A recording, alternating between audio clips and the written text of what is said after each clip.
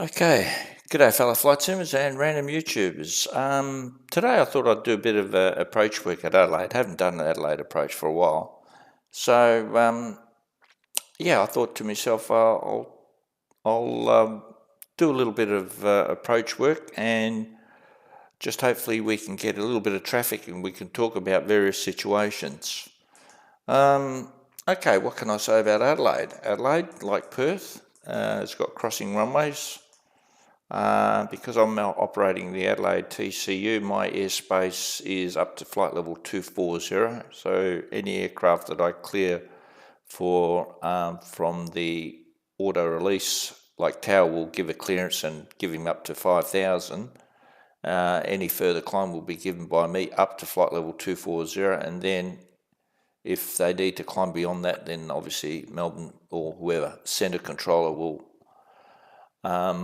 give them further climb. You can see the light blue shaded area is my area of now we've got Tower online, and he's made the ATIS, and there's the ATIS there, runway 23, winds 230 at 10 knots. Okay, he hasn't given any approach, but okay, thanks Anthony. Okay, a lot of people say to me, or the question always gets asked, what's the hardest rating you can get or you can do? And for me personally, I reckon the approach rating is the hardest. That's just a personal view because, Tower is pretty well sort of, I wouldn't say simplistic, but pretty straightforward, It's pretty obvious when you give an aircraft clear to land, taken off. Obviously, if you're a tower control and you're doing top-down service, you're doing ground control as well.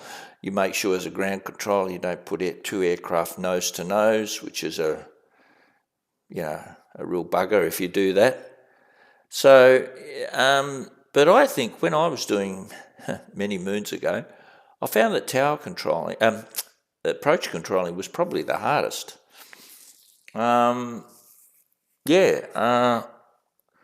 as a tower controller, probably the only complex thing you'd ever come across as a tower controller would be lasso operations, where you basically got one runway active and the other way inactive, and one guy's landing on one runway and the other guy's landing on the crossing runway, and he's told to hold short of a runway. So and there are only I've done a video on that, lasso operations.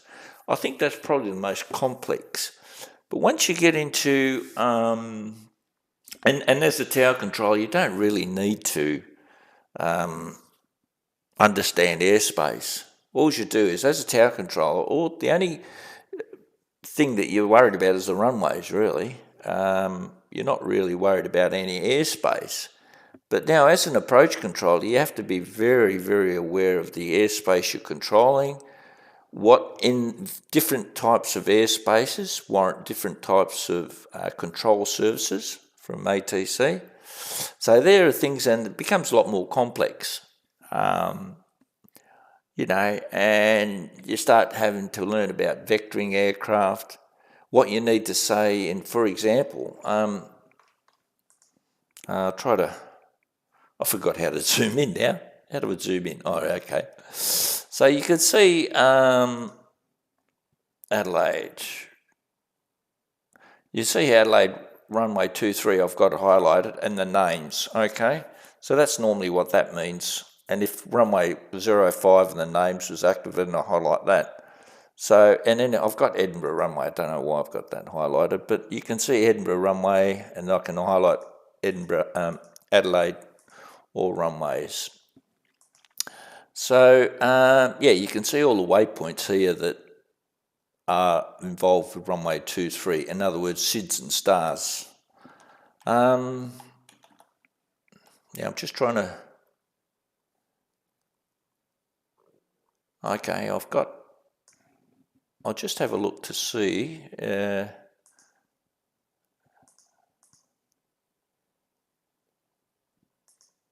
Okay, we've got one guy down in Adelaide.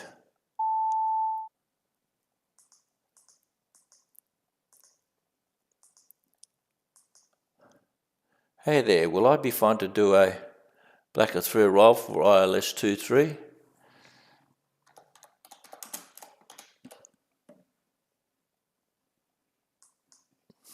Okay, so now because I'm an approach controller, I'm not in the position to give star clearances. That's purely the job of a center controller. So yeah, but what was I saying? Yeah, about...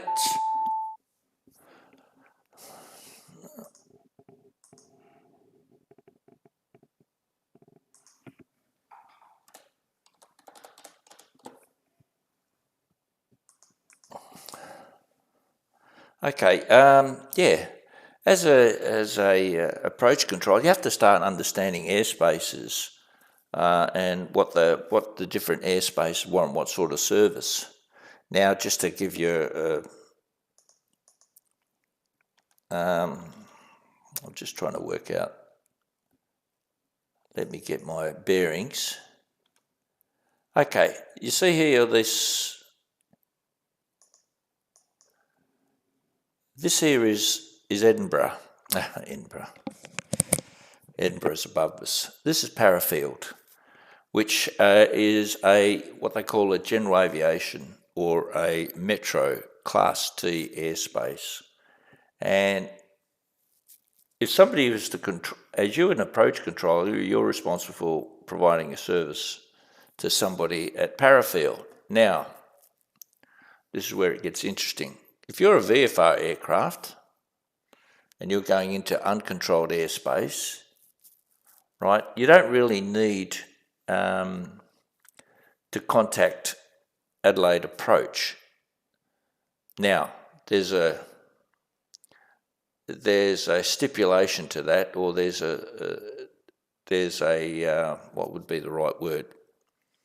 I'm trying to think of the word. If, let's say, for example, somebody jumps on Parafield Tower, that means Parafield, because Parafield Tower is now open, now that airspace now becomes open.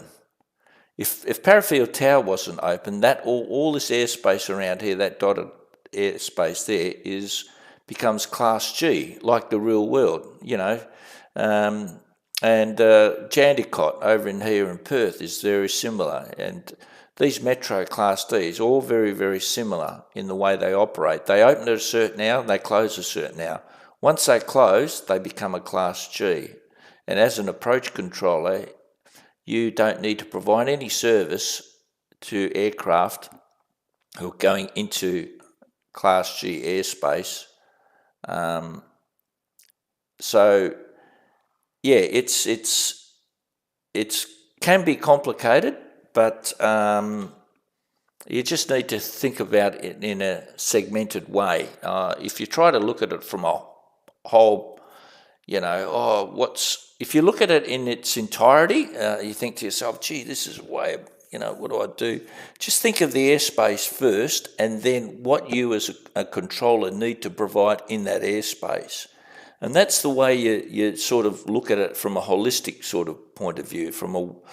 Don't think of it in a narrow, this situation I say this other situation I say that. You've got to understand why you do the things you do and why you say the things you say.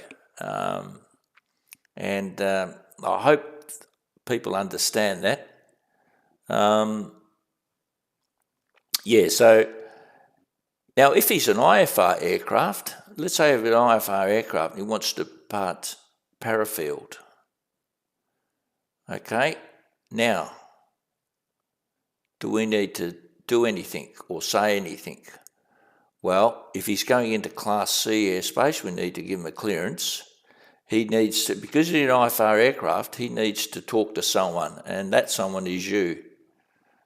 Because he's in my area of control, you need to give him a squawk code, and he's an IFR aircraft. In other words, he's telling you, I can't navigate and I can't see anything, even though it could be VMC conditions, but because he's filed IFR, you have to give him a service.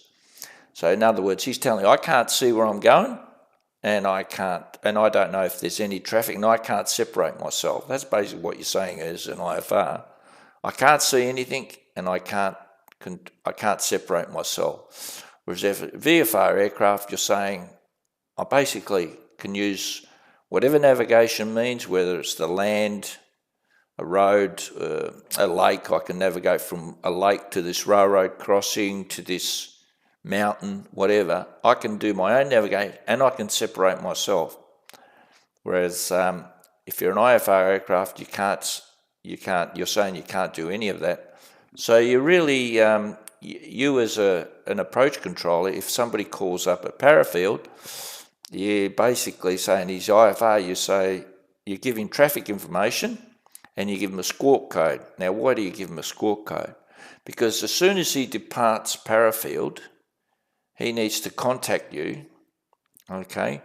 And that's another thing. A lot of people, and I don't know if this is in the Moodle, in the training. Let's get actually the charts. I'm trying to get, if I show you the charts for parafield, visual terminal chart for parafield,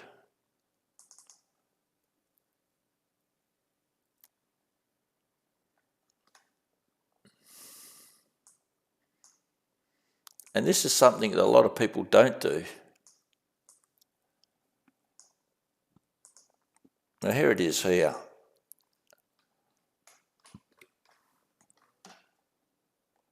And there's little old parafield right there. And see that dotted line? That blue dotted line? Let's see if I can.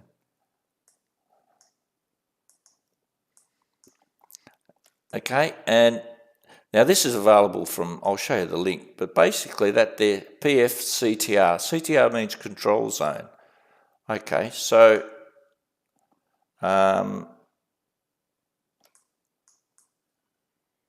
normally the control zone will give you, unless I am blind and I can't see it, they should tell you what level the control zone goes up to. Now you can see the Adelaide control zone goes from surface to 1500, and yes, that's dotted blue line, and see how it skirts on parafield and the blue line. So all there is surface to 1500, and as an educated guess, I'd say parafield is very similar. Okay, and that's basically what the control zone means. Therefore, if Adelaide Tower is active, then somebody from VFR aircraft, these by the way are VFR routes going into and out of, that's basic. That's how VFR aircraft enter. If you're coming from the south, you skirt along there, you go along there to Port Noralinga or whatever, and then you that's a tracking point to Merino Lighthouse. And then obviously, if I'm going to Parafield, then obviously you don't go straight over Adelaide. See how it sort of skirts along there, and what they call is the Hope Valley route. And it says here, ATC approval. Now, the reason, of course, ATC approval is because you're going very close to Adelaide International Airport. So they need to coordinate.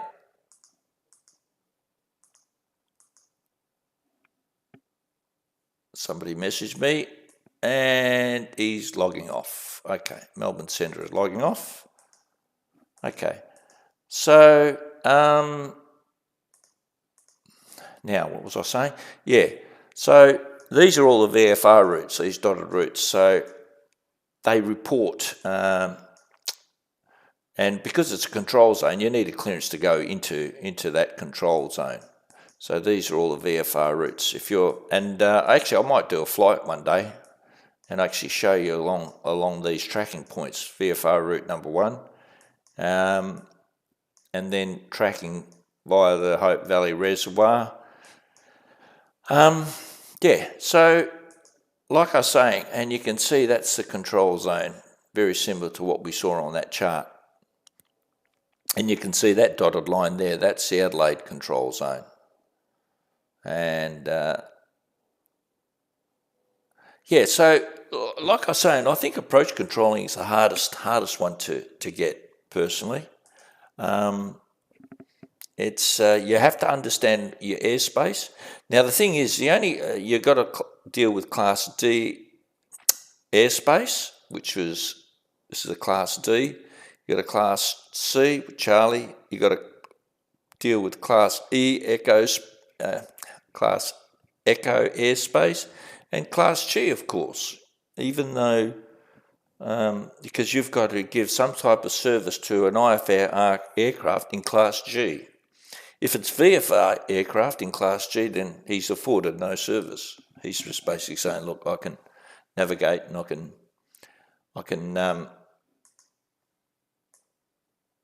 can see for myself. I can separate myself.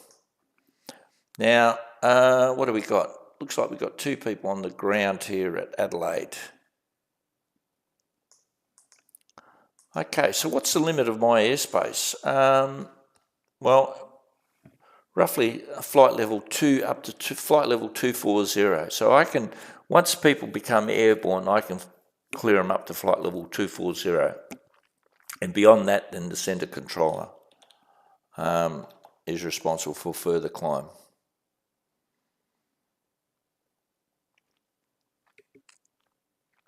Okay. There's also another, a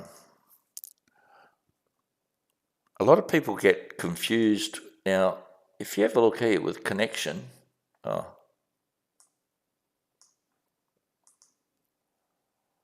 position, you have a look here, you've got Metro Class D, which is around all the capital cities, Parafield in South Australia, Moorabbin in Victoria, Jandakot in Perth, over here in Perth, Archerfield up in Queensland, Bankstown, New South Wales, Camden.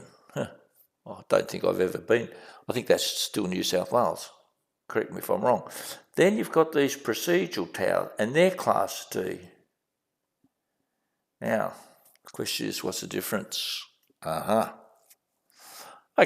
let's have a look at, let's go to Albury Tower.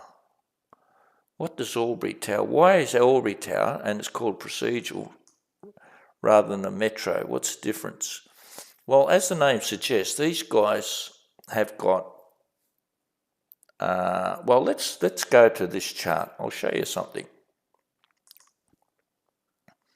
Go to charts, go to aeronautical information packages, and we'll go down the bottom to say I agree, and we'll look at IOP charts. Sorry, my apologies. We go to the en route SUP, it's the 24th of March. We'll go to that, and we'll go to, you've got all these lovely, VFR waypoints. If you have a look at this, there's actually good information here. But let's go to Albury, and now I don't know what an FAC is, something air circular. Anybody knows what the F means? Please tell me. Let's say you open this up. And like I said, we saw that Albury procedural. Okay. So, what's so special about Albury? Well, now this in the real world, if you're a pilot, you probably need to read all this. All this is very helpful too. If you don't know Albury and you're coming into Albury, you've got to know, has it got the gas? If I'm flying around the world, can I get gas, or can I get jet fuel, or can I get avgas there? Is it manned 24 hours? All this stuff you need to know. But we as online, this is the only thing we need to know. Okay? Now, Albury Tower, see, once again, it's like the metro. It's got hours that it's open, and then it closes down. Now, but this is the important thing. Albury Tower provides combined tower and approach control services within Class D airspace 4,000 feet above mean sea level and below during tower hours. Contact tower for clearance. In other words, if you're controlling, if you're at Albury, they've got they're not like an approach service as I am here, but what they've got is, they've got in their tower, they've got a screen, and a screen that shows your aircraft going in and out, but they can't use that. They don't use that for separation purposes. They use what they call procedural, in other words, time and distance, as purely as their means. See, me here, sitting here, I can use what they call 3 nautical mile separation because it's within 50 miles. If you're a centre controller, you can use 5. So I can have 2 people at the same level. As long as they're 3 miles apart, I've got separation. Now, if you're at Albury Tower, you can't use that. They've got to use aircraft going in and out of, aircraft going in and out of Albury, they use time and distance separation, and I won't go through that. It gets rather quite complicated, and I'm not really 100% up to speed. But what they do give you is they give you a clearance. So if you want to go from Albury up to, I don't know, to Canberra, they give you a clearance. Whereas if you're in a metro, they don't give you a clearance. They just tell you, take off, land, Alpha Bravo Charlie, you're number 2 in the circuit, clear visual approach, or whatever, or track downwind, report base, or you're number 2 behind the, I don't know, Cessna on final. So they give you like a traffic information, whereas at Albury, they give you a separation, they provide a separation based purely on procedural standards. And that procedural standards, like I said, is time and distance. I think there's a 10-minute time standard, and there's other distance. Like I said, I'm a bit rusty on that, so I won't try to explain to you exactly. So that's the thing. And that's the thing that, and if you want to, I don't know about you, but I love to, when I do a flight, I like to sort of treat it as real world. So let's say, for example, you log in and in your Cessna 172 at Albury, and you don't see any tower because you look at your client, your pilot client, whatever it is, V-pilot, whatever, and you see, okay, Albury Tower's not on, but hey, hang on a minute, what's his name? Centre controller is on. And it says here, now obviously outside of tower hours, there's a CTAF, and there's a CTAF frequency. So it might be, let's say, for example, VMC conditions. So you've got aircraft, and let's say the Albury Tower is closed, you've got to transmit on that frequency, and also you think to yourself, well, who do I get a clearance? Melbourne Centre.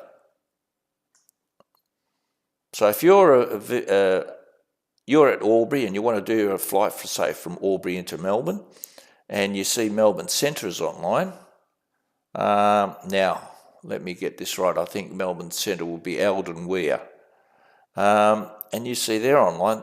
They need to give you a clearance, or they'll give you a squawk number and any traffic information. And then once you're airborne, and that's another thing, once you're airborne, you've got to give you what they call departure report, and then he'll give you a clearance to track wherever and to. So that's what you need to be aware of, and this is very, very handy. When I do a flight, I always go to the I always look at the FAC for every airport, yeah, even Avalon. You can see here Avalon, and it's got its own particular, once again, Avalon. Look at this, same thing. But,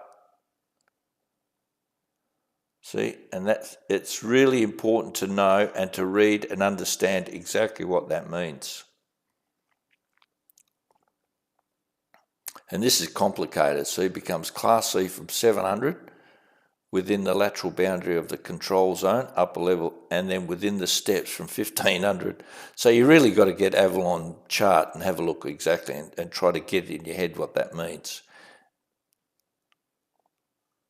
And the surface is 700 AGL within the lateral boundary of the control zone becomes Class G. And you need to get Avalon. Okay, looks like I've got a customer, Qantas 747.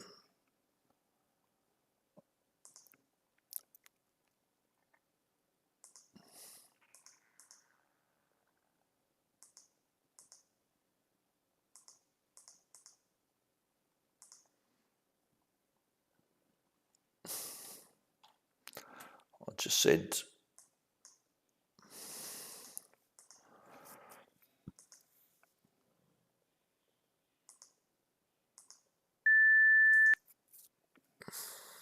oh, God.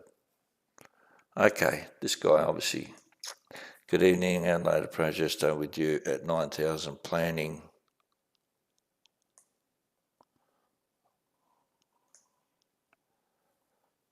Adelaide approach, good evening, Qantas 747 Heavy is with you. Currently descending through flight level 160 and we're in receipt of information, Bravo. Qantas 747, good day, Melbourne, Adelaide approach, descend to 5,000, QNH is 1025. Descend to 5,000, QNH 1025, Qantas 747.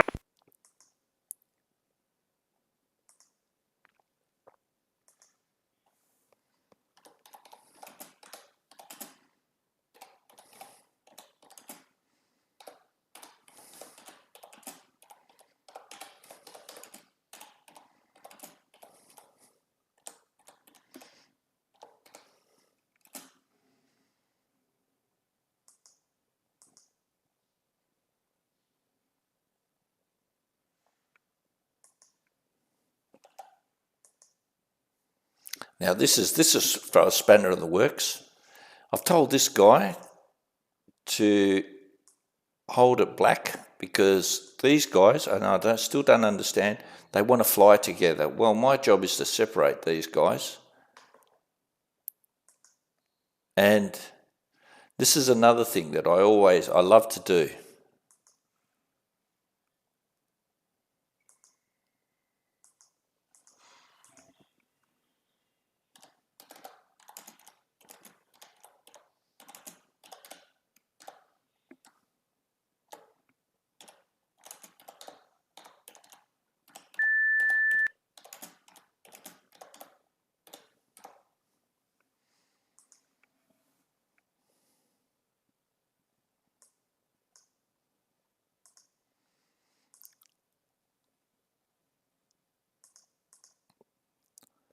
So I've got this guy holding it black.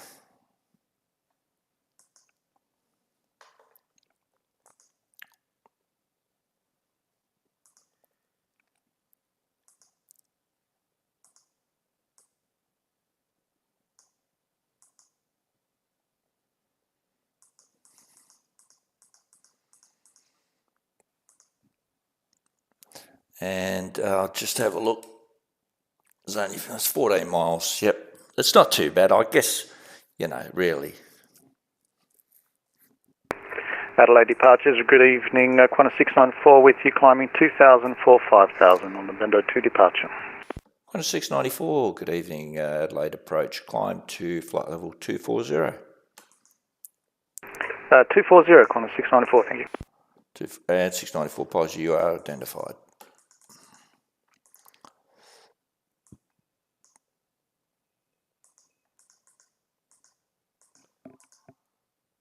Hi, Josh. How are you, boys? Facilities. There we go. FAC is a facilities. Okay.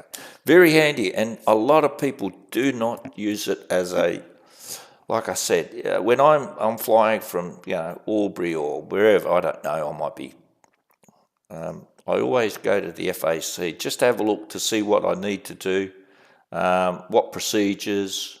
I mean, like I said, if you're a real pilot, if you're in real life, you'd have to know all this. You have to sort of know that, okay, I can get this type of fuel.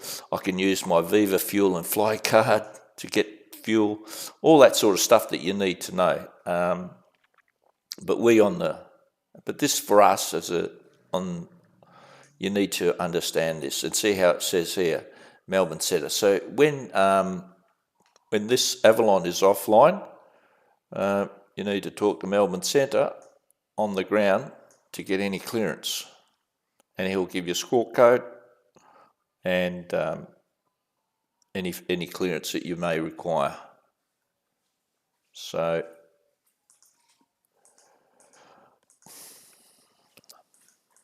now let's see what this guy does. I'll probably get him to do one orbit, because now I told him just to hold it black, and I told him time 4-4.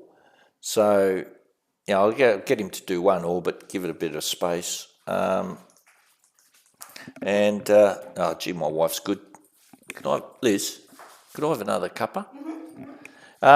Yeah, sorry guys, I asked my wife another cup of chai tea.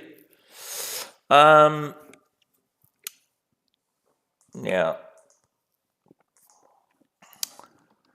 Qantas 694, track shortening is available, direct to Bendo if you wish. That'll be most appreciated, thank you. Roger, cancel sit from present position, track direct to Bendo plan route. Okay, direct Bendo plan route, Qantas 694, thank you. There you go. So in this particular instance, he doesn't need to go there and all the way along. And it's always a good idea. If I had another guy taking off, it's a good idea to give one guy in front track shortening, so that gives you that separation between the first guy. If they're going, mind you, if they're going to the same place. Now, obviously, if one guy's going over Perth, you don't need to do that. You get this, he'll go that way and this guy goes that way. So, but if they're going two aircraft, a couple of mates going together, they want to fly together, which is fair enough. That's what they do online. Then just normal chai, Lucas. I don't know what dirty chai is. Or do we need to talk about that? Anyhow, so that's a way of establishing. I do it all the time when I'm in Melbourne. If the people taking off from runway 16 or whatever, or 34, and going from Melbourne to Sydney, and they want to, and normally obviously Docell, I'll get a guy just as he's commenced his right turn and he's running and he's flying downwards to say runway 16, I'll get him to track straight to Docell. And it's good to see. See, obviously this guy knows what he's doing.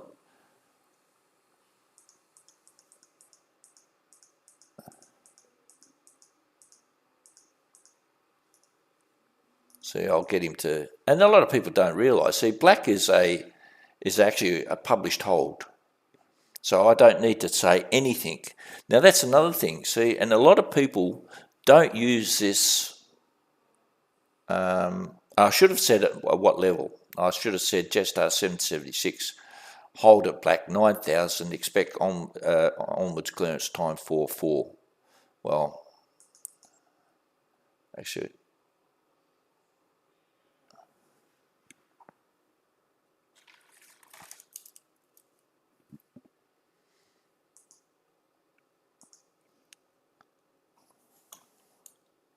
Qantas 747 by the start of correction, descend to 4,000 from gully, you clear the ILS runway 23 approach. Descend to 4,000 and from gully cleared the ILS runway 23 approach, Qantas 747.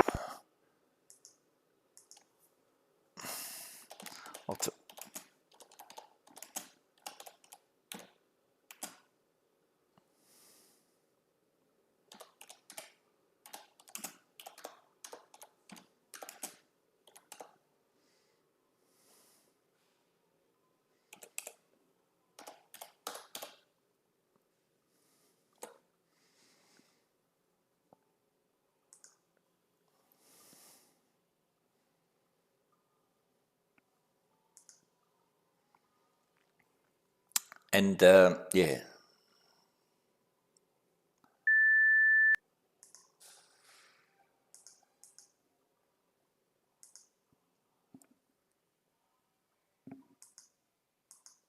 So now I've got plenty of room. 14 miles, I had 14 miles. It's debatable, you know. Like, I didn't maybe need to. I was a little bit cautious. I've been a bit rusty. Haven't been on for a while. Like I said, I've been doing other things. Like, since I've been retired, I've never been so busy in all my life. I don't know what. I'm just trying to think. See how I've got this RAM? That means route adherence monitoring. I mean, that means he's off his route. So I'm sure there's a way of saying, you know, hold it black or something.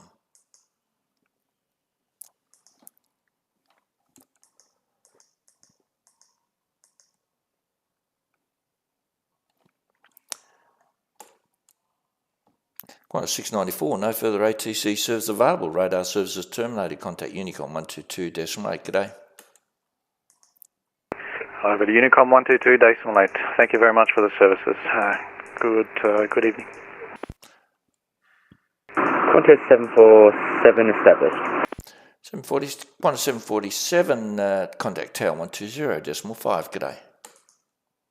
120.5, Qantas 747, g'day. Now, this guy, here's this Icarus or whatever. Icarus, isn't that the guy that flew to the sun and his wings melted? He flew too close to the sun. I think Tower says, because Tower doesn't really own any airspace, he needed to ask me. I said, there's no requirements on frequency because he just wants to do circuits. And then if this guy is going to be a problem, no point me having this guy on frequency and then becomes a problem trying to separate these two aircraft. Once this guy goes to Tower, then Tower takes the responsibility of separating these two aircraft. In other words, in what I mean by that, this guy here could, be told to be number 2. If he was on the downward leg and looks like he's going to turn in front, the Tower controller says, Icarus 9, extend downwind. And it gets him to go behind this Qantas because the last thing you want is a really slow-moving aircraft in front of this jet coming in at doing 140, approach speed. So that's the thing.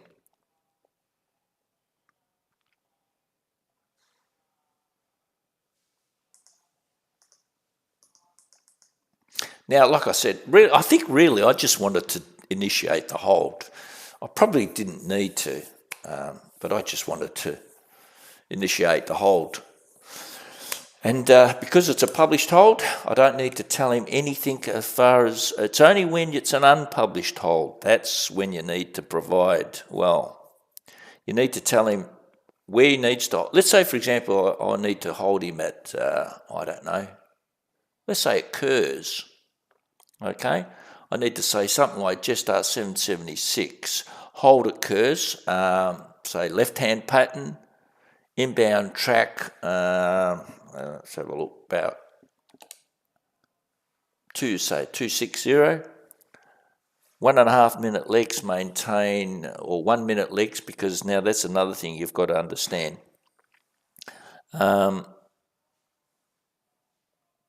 I'll talk about that later on. I think I've got a video on the holds, but I'd say something like Jetstar 776, hold at Kerrs, left-hand pattern, inbound track 260, 1.5 minute legs maintain 5,000.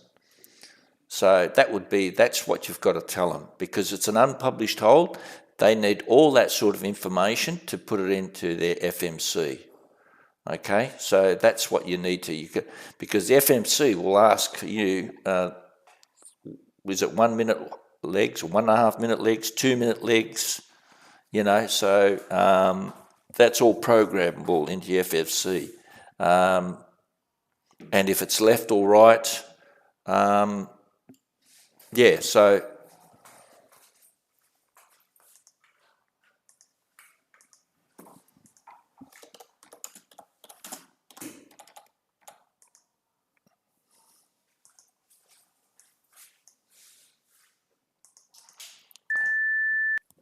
Now, I'm being pedantic here, but I'm not saying via the star, descent to, because he really hasn't issued by the star, but anyhow. Now, actually, I'll just be right back, guys. Hey, g'day, neighbour. How you going, Sess?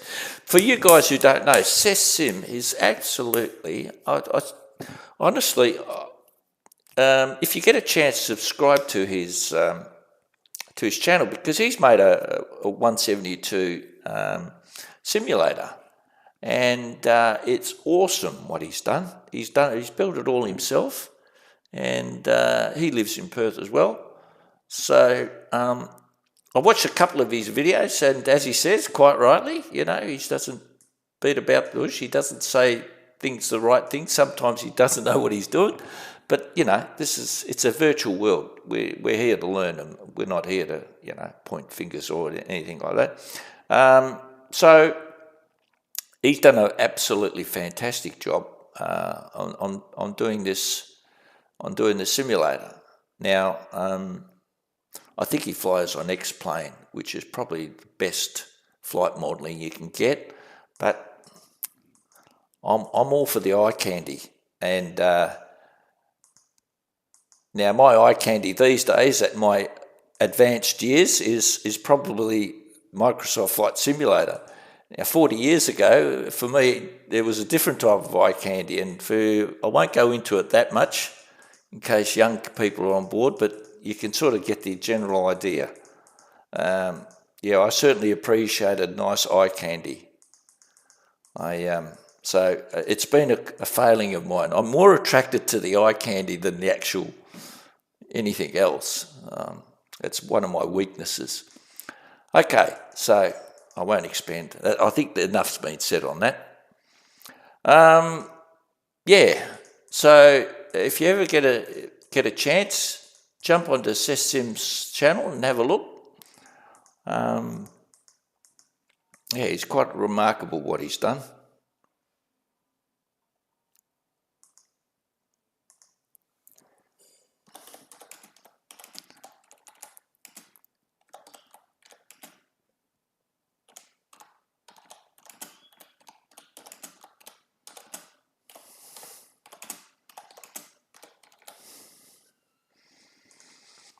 Now, a lot of people say, Jetstar 7 descend to 6,000 or 4,000 cleared from gully runway 23 approach. They say, well, wait, why don't you say report established?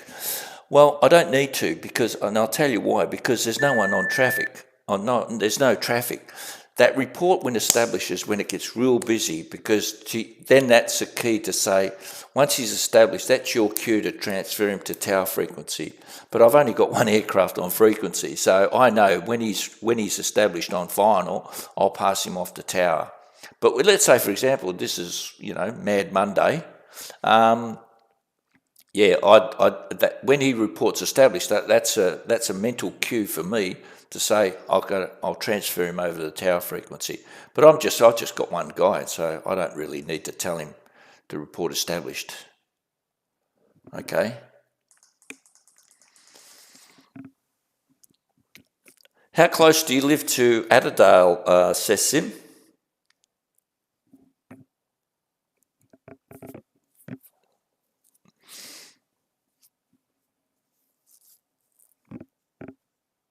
Is it within 10 nautical miles or further? I don't want you to give away where you live.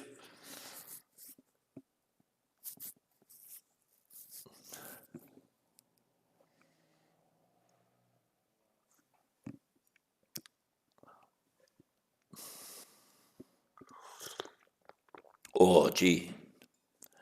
Oh, that chai tea. Now, let's have a look. You can see I'm online. And remember when I talked to you about Albury, which is around about, correct me if I'm wrong. Because a lot of people, if you're a pilot, please try to get this VATSPY installed, because that tells you basically, who's controlling where and who do you need to talk to. So let's say, for example, this area here was all lit up, or this is Eldon, what they call Eldon Weir, all this area, all along through there, and you're up here at Albury. I take it Albury's around here somewhere. I'm not too familiar with the East Coast. And you see that all this is all lit up like this. Or, hang on, I'll try to see if there's a... Yeah, see now this guy here, he's on New Zealand radio, but the centre control is the same. When the centre controller comes up, it's a blue line around there, and you know, okay, I need to talk to this guy. So, yeah, if Albury comes up, you need to contact your Vfr aircraft. Yeah, you need to contact centre for any clearances and obviously any traffic information. Actually, it's not too...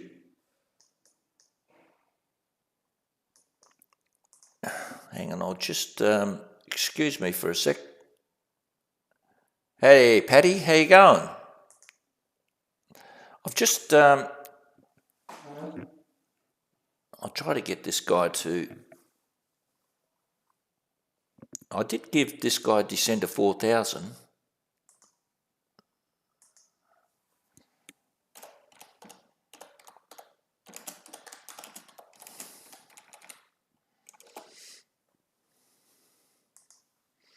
Because he's maintaining 5,000. So Gully here is the initial approach fix for the ILS, and that's why...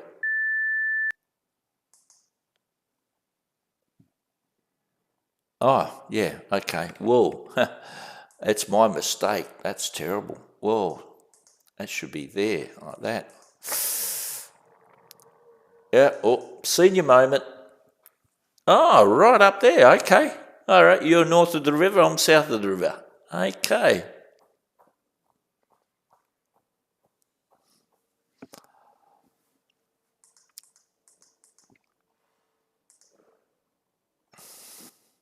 So as soon as this guy's on final, established on final, then there's another thing, Icarus.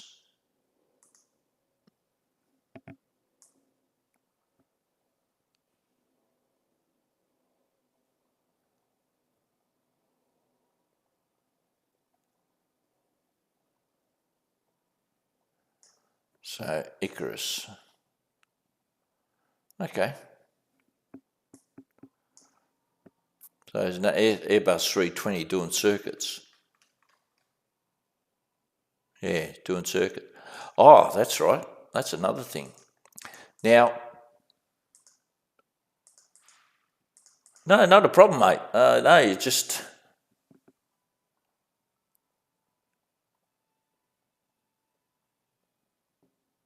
Yeah, okay. I didn't actually know that. That's lack of multi-monitor support. Oh, I didn't know that. Okay. Yeah, Microsoft, as far as flight modelling, I think they've got a fair way to go. But, I mean, no tail and bend. I thought I'd narrow my... actually, you know, the only problem with drinking cups of tea, there's only one problem. It doesn't get retained very well. So I won't be long, guys. I'll be right back.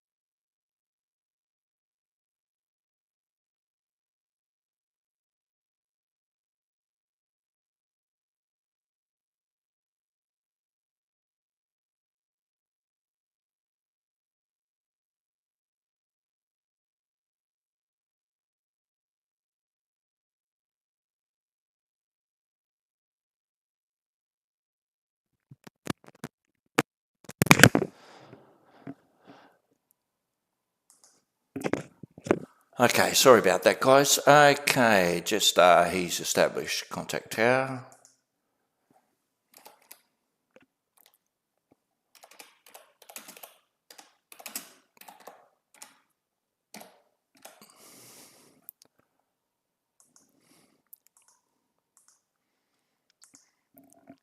Okay, he's now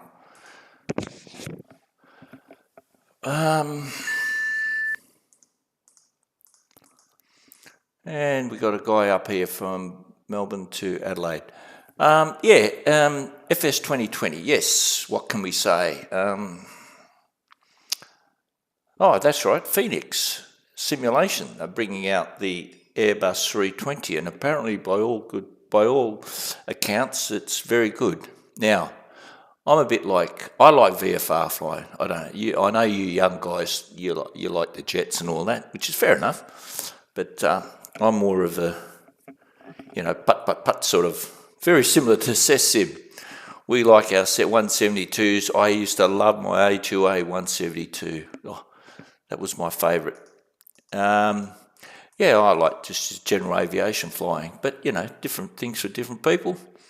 I think it's from a Microsoft Flight Simulator point of view, it's pretty damn good, the scenery. When I'm on this virtual. I joined a virtual air company called Walker Air Transport, and the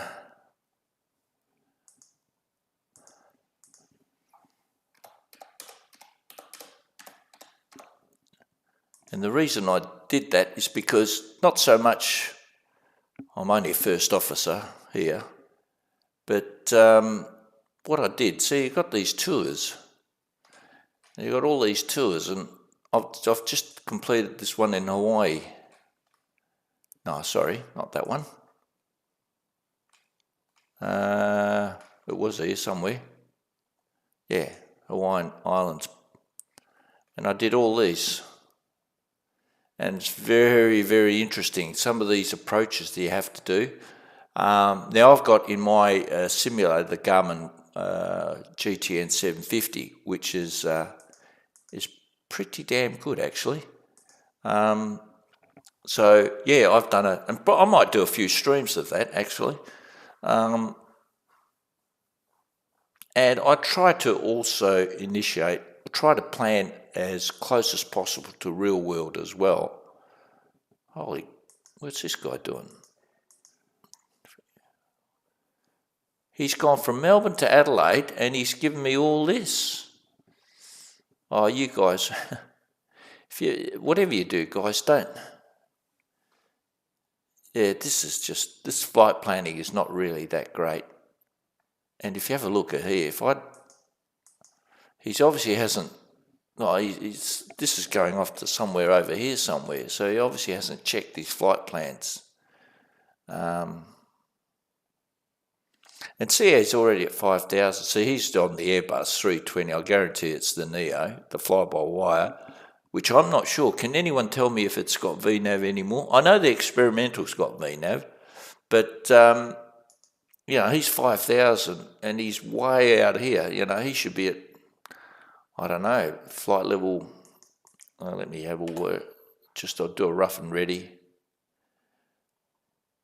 60 miles. He should be around about flight level 180, something like that. And he's at 5,000. So, yeah.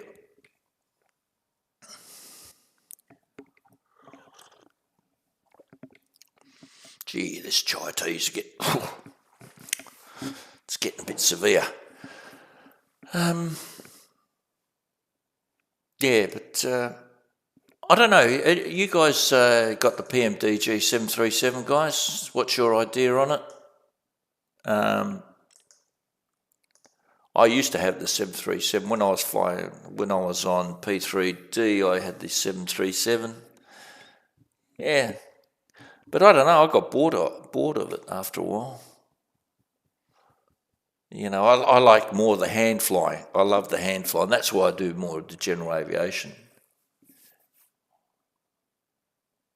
Oh, did he? I didn't even notice that. Really? Oh, gee, really? Oh, okay. See, I may end up having problems with this guy because normally, if they don't know how to flight plan, Charles Corrigan from Lawn System, okay. My goodness me, from all the way from, where did he start? Yeah, Melbourne, he's flying at 5,000. Okay. Sometimes, I don't know, it's just, VATSIM you get some crackers, I tell you, on VATSIM. It can get frustrating, don't get me wrong, but at the end of the day, it's only a virtual world. It's not really any excuse to get angry or anything like that. You just take it for what it is. And it's a bit of a shame that people don't have to do actually some sort of pilot training before you can come on to VATSIM. And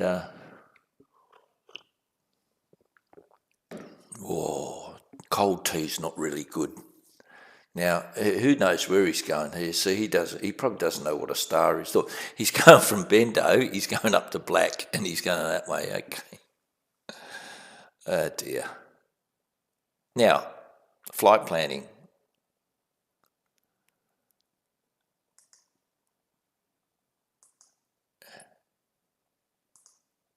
If you want to know how to flight plan, why not do it what the real world does? So we go from YMML, we go Melbourne, and we go YPAD. Now, don't forget, of course, but when you've got these common routes, look, let's say Jetstar's... What's the 8282? What was that? Yeah, but I know, it would deter a lot of people, but you'd have to get it right, and it would make it easier for everyone. I mean, anyhow, so, and you go down here, and look at this. Okay, Jetstar doesn't give you the routes.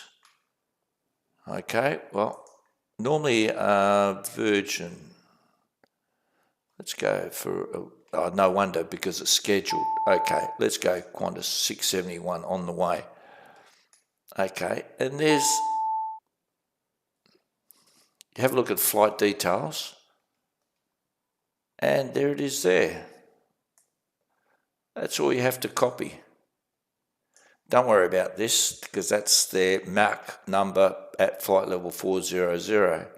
So DCT, that's all you need to do. Copy that. And there's your flight plan.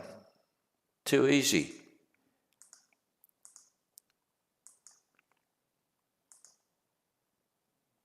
Information Charlie, QNH 1026. Yep. And who else was commenting on it? Charles Corrigan.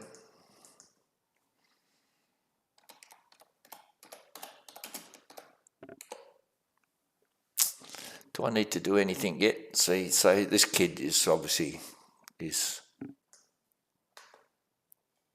Velocity 8282.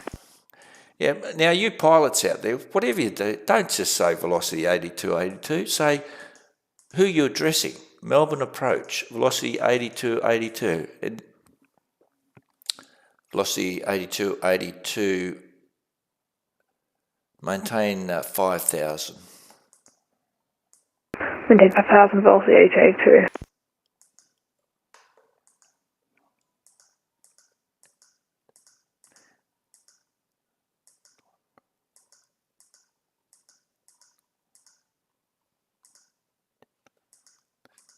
Yeah, I know. But see, yeah, you're quite right, Sim.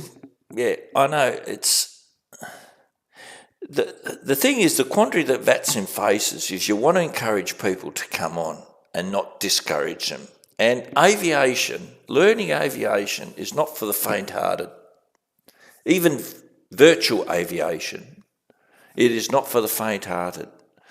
because there's so many things. A, you've got to learn how to fly your plane, but also B, understand air traffic and understand what do I say, when do I say it. And because it's virtual, okay, they really say, well, it doesn't really matter, you're not going to kill anyone. But there must be some sort of a basis point, you know. I mean, I've got people coming on here, they don't know what a SID is, they don't know what a star is, they don't even know what Q&H is. I had one guy and I said, you know, Q&H, and he said, he wrote back and he said, what's Q&H? So I think you really need some sort of basic entry level, and I don't mean to be, but some sort of, understand. And I know it wouldn't be easy to sort of start off at a basic entry course, or I don't know, maybe it would be easy, but just understand, you know, we've got a jet training course from Class C to Class C, and this is what you need to learn. Or if you want to fly from Class D to Class C airspace, this is what you need to learn and say. And then we've got a general aviation course, you know, if you want to fly from, I don't know, Parafield to a non-towered airport, what do you need to do and say? Or maybe I should do something like that. I'm retired, so maybe that's my cue, I guess. I don't know.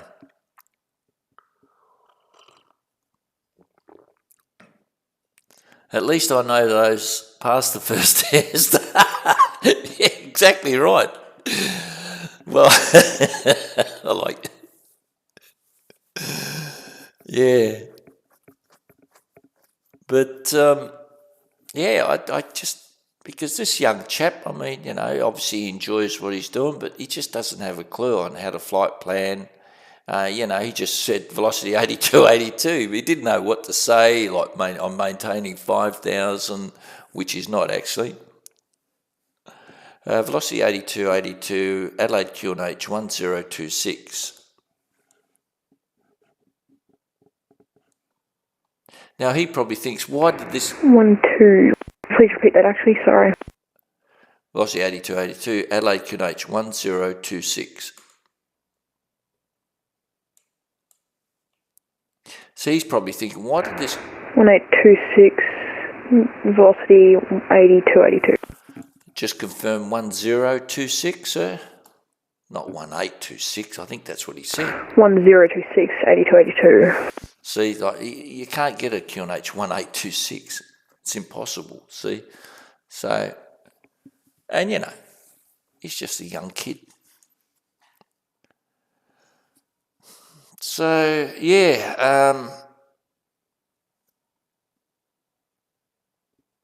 what we're saying, some basic course, you know, just to,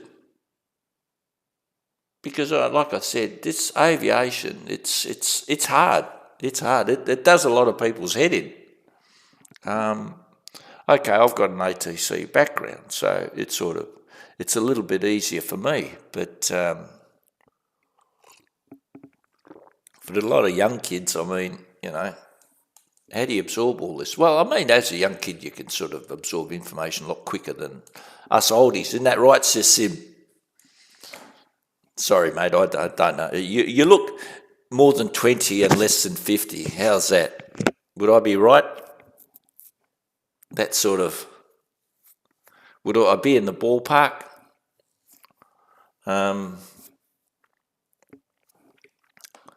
Velocity 82, 82, descend to 4,000. Send 4,000, 82, 82. Now, we've got some customers on the ground here at... Oh, this guy was the Icarus 9, he was the guy... so we got Jetstar 766. Oh, he's the guy that landed. So we only got Jetstar 765 and JTE's JetX, I think. JetX? I think it's JetX.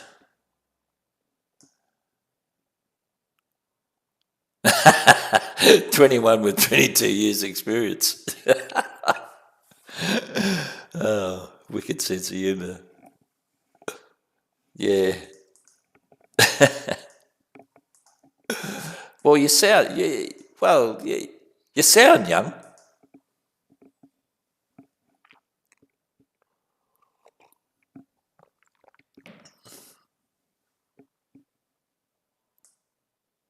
You ever had any inclinations to fly the jets in the simulator, SESSIM?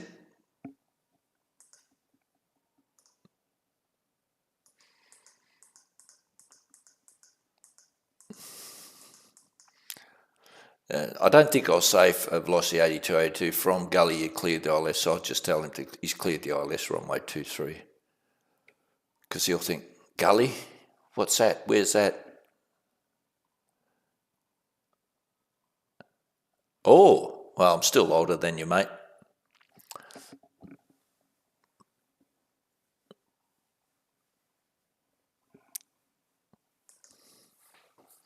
Okay, any questions?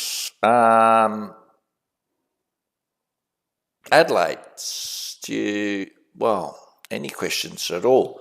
And that's right, as an approach controller, I'm also in control of this place here, which is Edinburgh, which is a military base.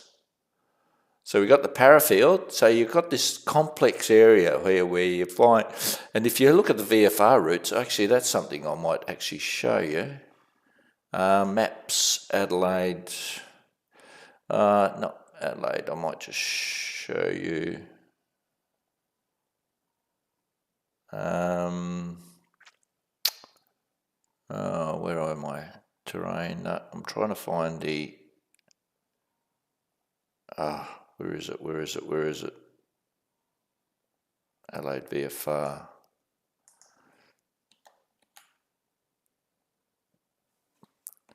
Velocity 8282, you clear the ILS runway 23 approach.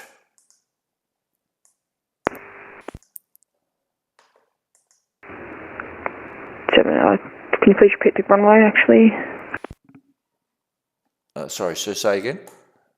Can you please repeat the runway? Velocity 8282, you cleared the ILS runway 23 approach.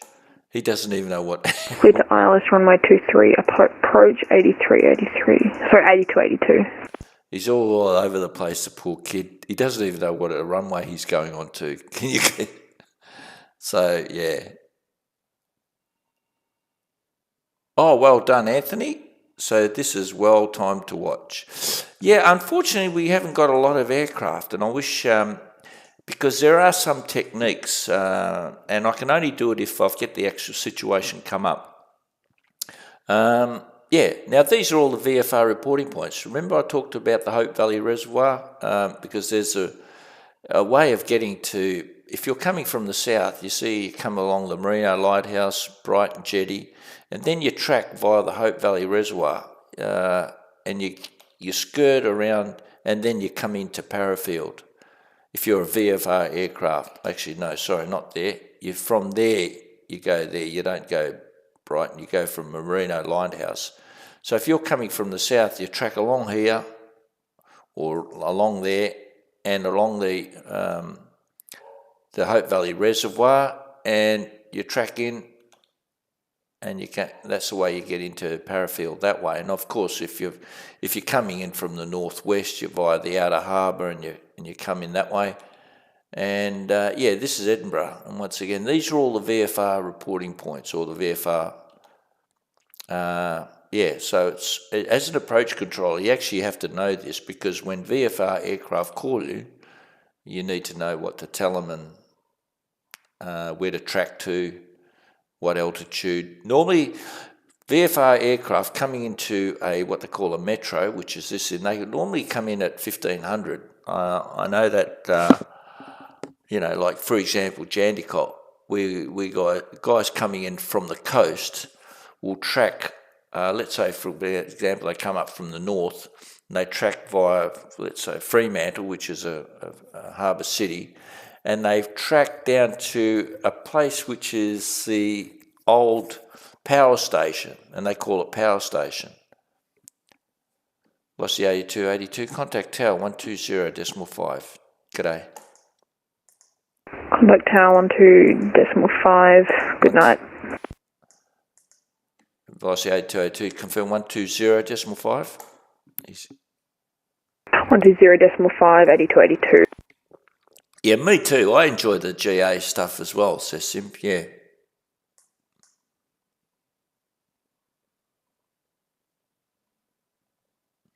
Yeah, I know. And this is what I don't understand. How, if you look at if you look at the handbook of the Cessna 172, I think it's around about 400 pages. So it tells you how sort of, and yet the kids want to fly, the young guys want to fly the Airbus 320, and that's 1,000 pages on the operating handbook. So I guess it seems to me you want to learn how to run before you walk. And like you say, I enjoy the GA. And actually, I might join you one day. On Sunday, I might actually join you because I've got the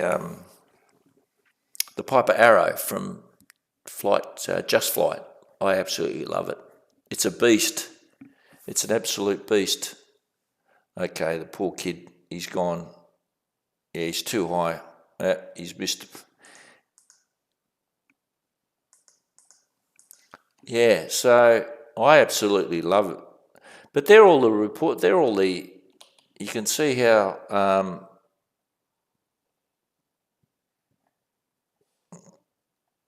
all the VFR reporting points.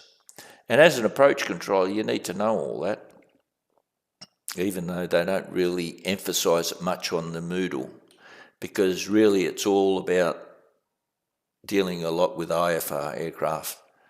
But you as an approach controller, you're responsible for VFR aircraft as well.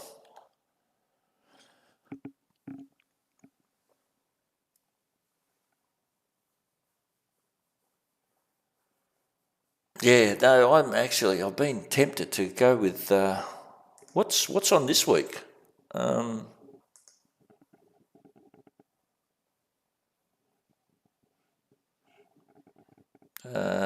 VATPAC. Where's VATPAC?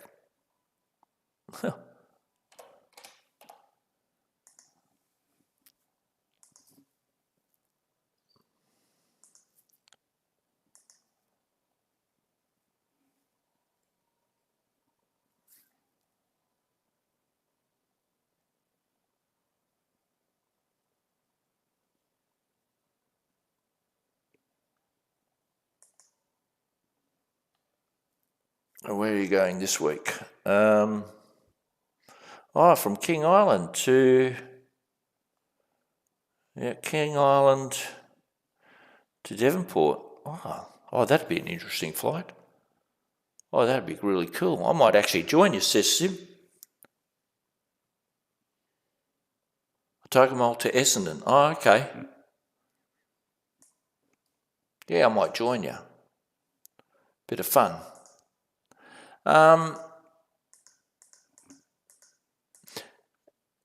Yeah, you've got these two guys on the ground. Not really interesting. One's going to Sydney and one's going to Melbourne. Okay. And let's see if they take off together. Yeah, I've seen your video, Juliet Alpha Echo. I normally call myself November Foxtrot India, and you can work that out what that means.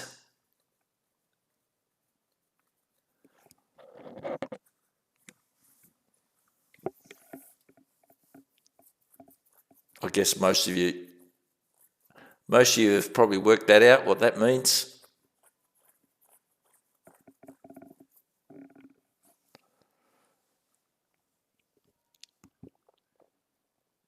How long did it take you to do your sim, Cess?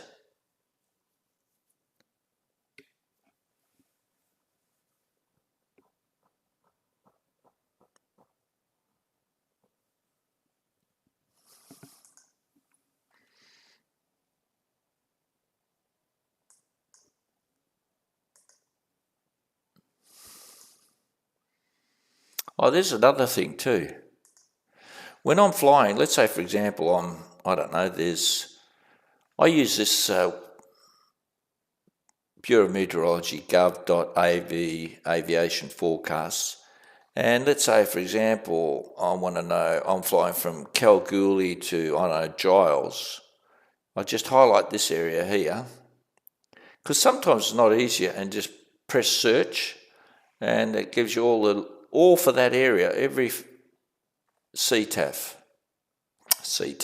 METAR, CTAF, don't know where I got that. 3 years. Wow. Anyhow, it did a great job anyhow. Fantastic. Yeah, so if you guys, I always use this if I'm flying in Australia, I always use this to get me METARs. And of course, I've got a thing here called virtual AWOS as well, but sometimes that doesn't always work. Let's have a look at the Laverton. This is YLTN.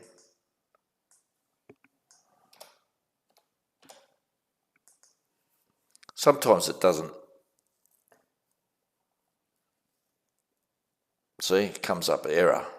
So it doesn't always work. But actually when it does, it's quite good, because it tells you the runway. Like for example, we'll go, I don't know, this will definitely have Melbourne, but gives you an idea of what crosswind, what sort of crosswind. If let's say for example 260, okay, we'll use runway 27. So you got headwind 11 knots and you've got a crosswind of 2 knots if we're using runway 27. Okay, so PAD, let's have a look.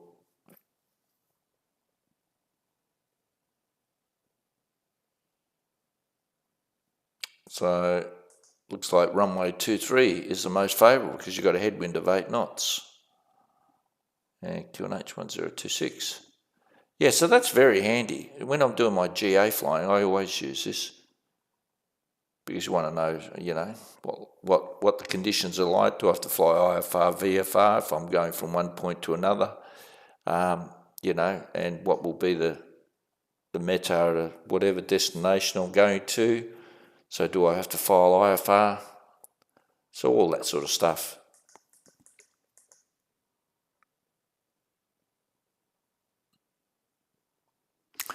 Yeah, actually that was my job before I retired. I was a structural designer.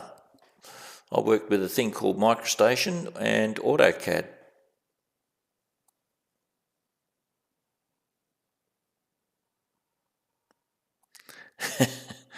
And a few dollars which I had to get past the Minister of War Finance.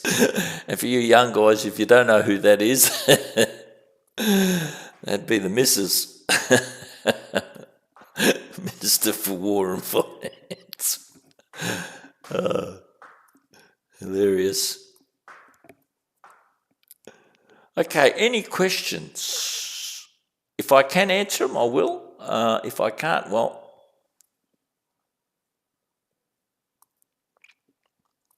So do we know? I think a lot of people get really, really, what's the right word? I think phraseology, ATC phraseology would be probably the thing that gets a lot of people. And once again, it's all about what airspace you're in. If you're at a CTAF airport, i.e. What they call it's uncontrolled airport, and you're a VFR aircraft, what do you say? What about if you're an IFR aircraft in a CTAF? What do you say? Who do I need to talk to? And once again, it comes down to these, like I said, go back to the FACs. And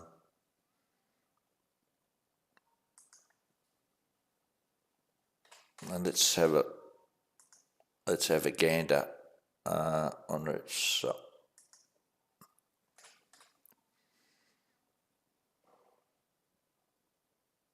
okay, we'll go to Argyle, and say you're at Argyle, and If anybody knows Argyle's out, it's absolutely, it's out in the boonies. Yeah, it's up in Kununurra way, Lake Argyle, if everybody's heard of it. And you've got a little runway there, 1901.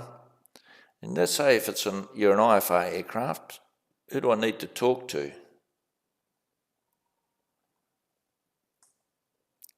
Brisbane Centre, 122.4, 6,000 feet.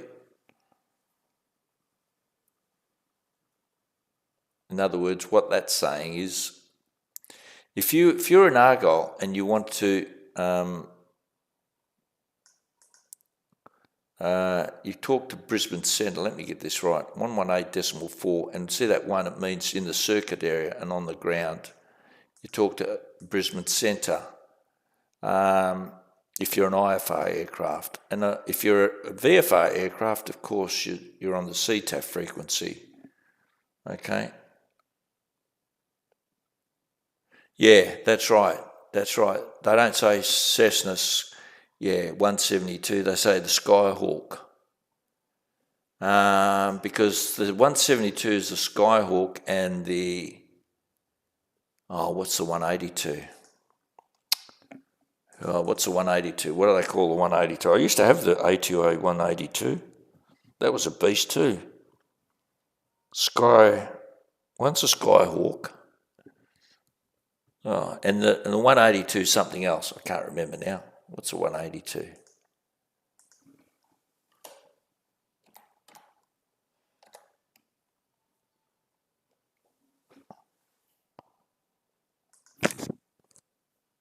Once established on comms, would it be good practice to drop back to...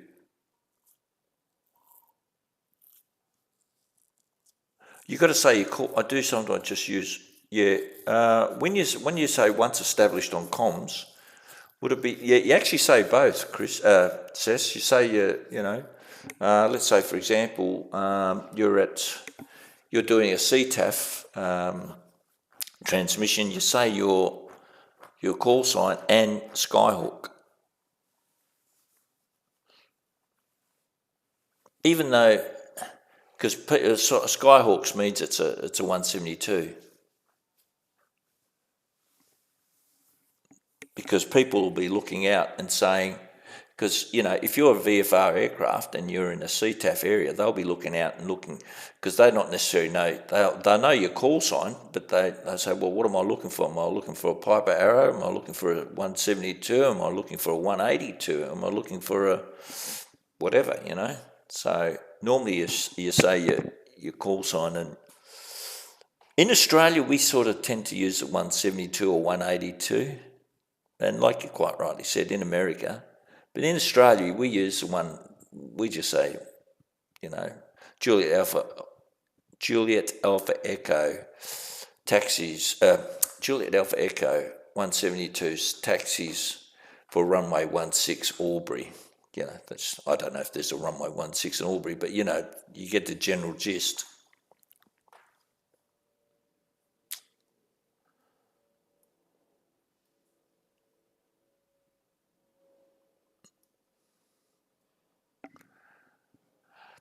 Yep. No, you're doing it right. I've seen a couple of you're doing it the right way. I'll tell you, there's a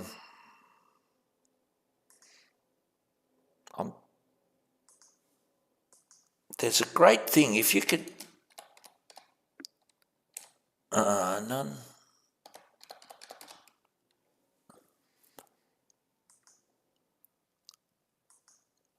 If you could lay it down. I think this is the one. I'm not sure.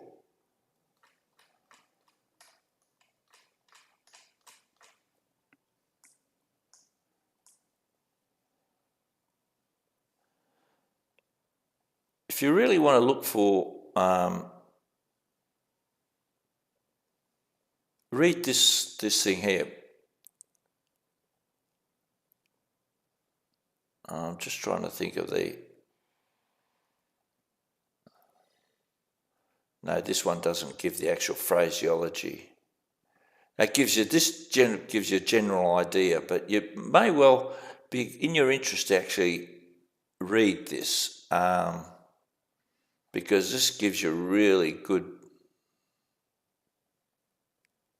information. Even the way you join how you join a circuit.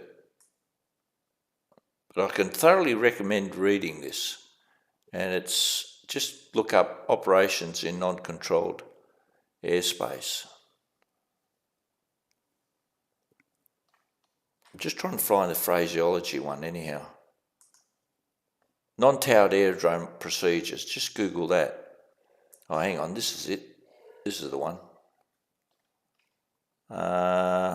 Be heard, be seen, be safe. That's it. That there is for CTAF operations is like, it's the Bible. Read that. And they'll give you, like, for example, see there it goes.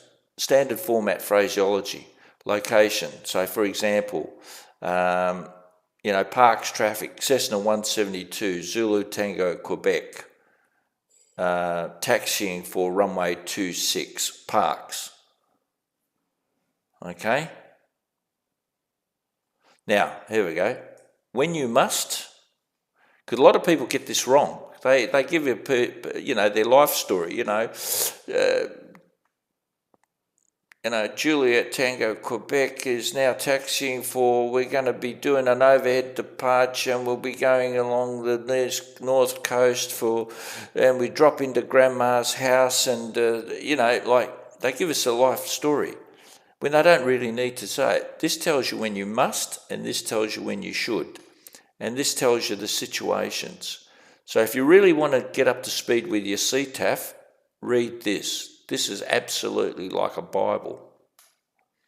And see, when there's other traffic, obviously you do this, you see, it gives you. So if you really want to know your CTAF procedures, get into that. Be heard, what was it called? Be heard, be seen, stay safe or something? Something like that. Be heard, be seen, be safe. There you go. Radio procedures. That's the Bible. And I made a video of it anyhow. So, but hey, you can't beat the written word. Actually, I might look at that again because I may have made a few mistakes in my video, as you would. Oh God, I forgot I had my chai tea. Oh, not sure I'll take a sip or not. Yeah, it's pretty disappointing. I thought it'd be a lot busier. What are we? Wednesday, yeah. So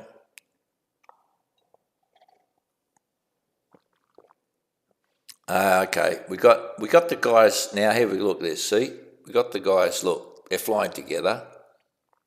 Oh, JTE. Just to be, I've got to find out what JTE means. And this is I've got this. Oh, that didn't work. Airline codes. There he goes. JTE. Let's have a look. This is alphabetical. National Jet Express. That can't be right. Oh, JetX. Oh, no, that's right. There you go. See, I was right. JetX. That's their call sign. So if you ever want to know, and you you look at their call and think, oh, geez, what are they? Use this site as well. Airlinecodes.info. Because the last thing you want to think is, oh, gee, what's their call sign? Instead of saying Juliet Tango Alpha 7485, you know already, you're staying ahead of the game.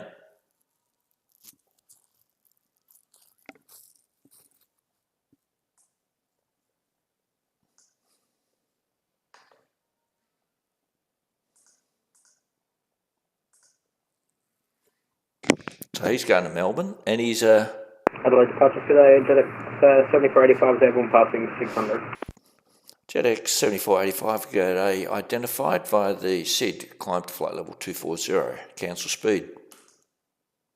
Climb to 240, cancel speed, JetX 7485. Now, I've got this guy, Jetstar 765. Once again, you're staying ahead of the game, even though, so he's just taken off. If he takes off, he's in the process of lining up now, and he's also going to, he's going to Sydney, he's going to Melbourne, so they'll go along Jetstar 765. They're going along similar routes, actually, except this guy will go, I'll get rid of his routing, and so they go along similar lines. So if they go together, the technique I use, as I said previously, I'll track shorten this guy. In other words, I'll cancel this SID and I'll say JetX 7485 from present position, track direct to, I don't know,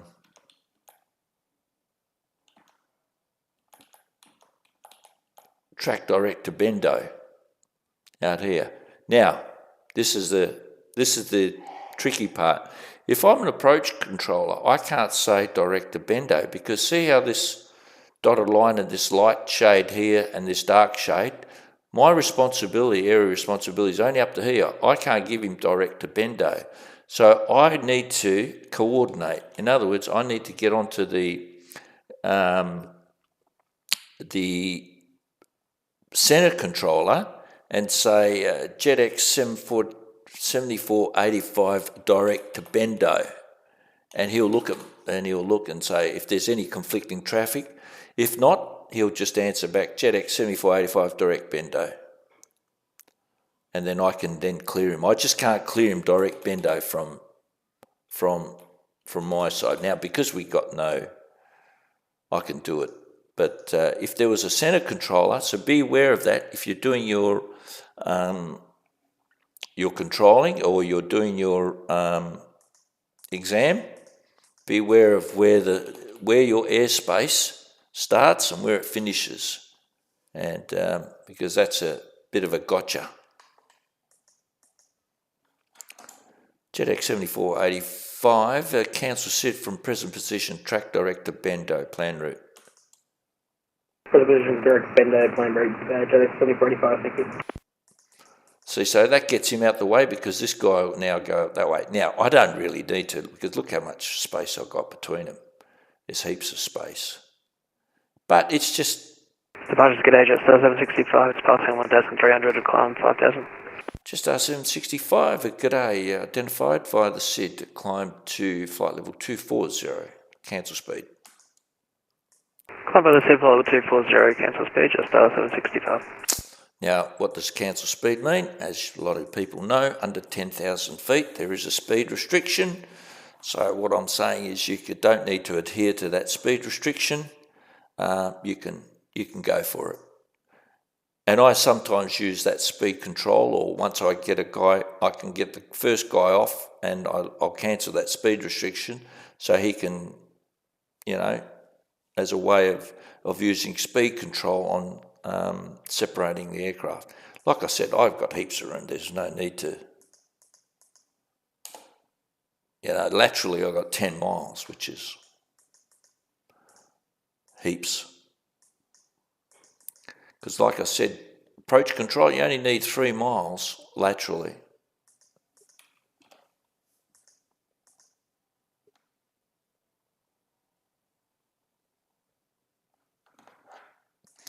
Jetstar 778, okay.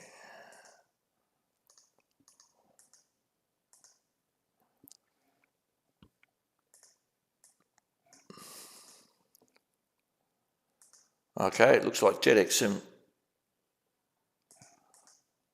We have lost JetX 7485.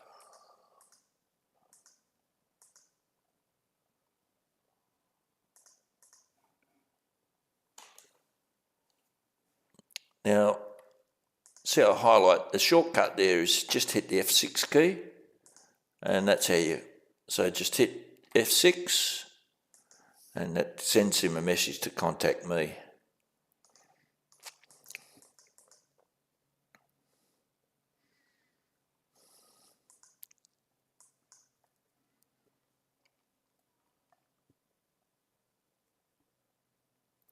there's a very useful tool. Wait till this guy crosses and you think, will there ever be a conflict, or what's the closest that these two will ever come together? So if I highlight this... Adelaide approach, good day, Jetstar 777, flight level 150 on descent. Jetstar 778, good day, Adelaide approach. Descend to 10,000, QNH 1026. Descend 10,000, QNH 1026, Jetstar 778. Actually, I could have given 5,000. Silly. Do you have to say the position, X mile, waypoint, track direct waypoint, as in where they are in relation to the waypoint? Yes, you do, actually.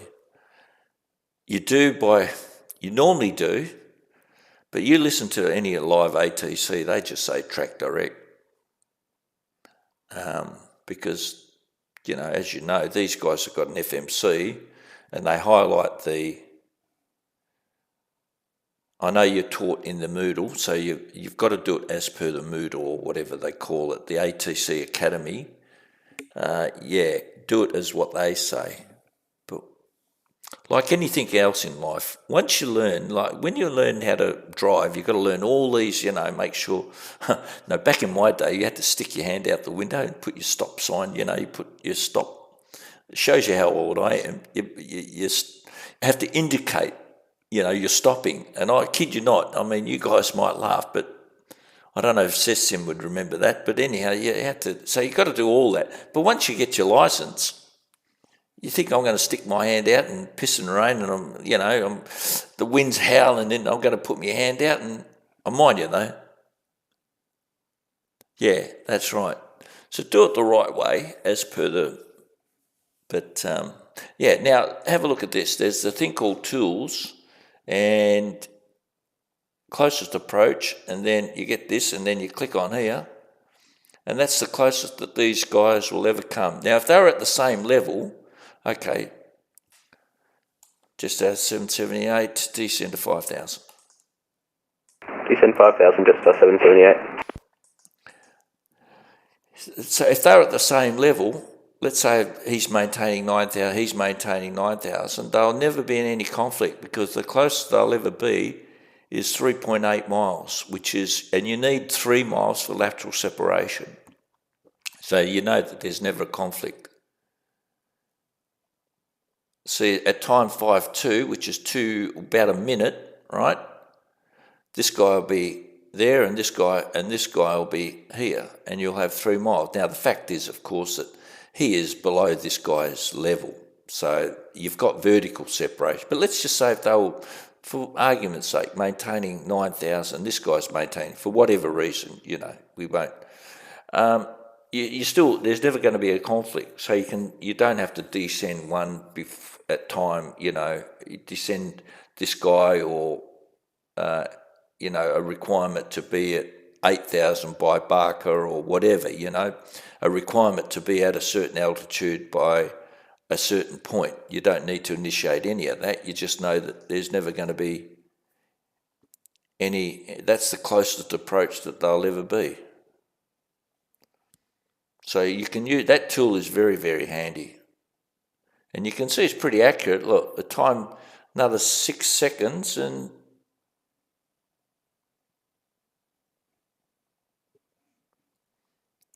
well,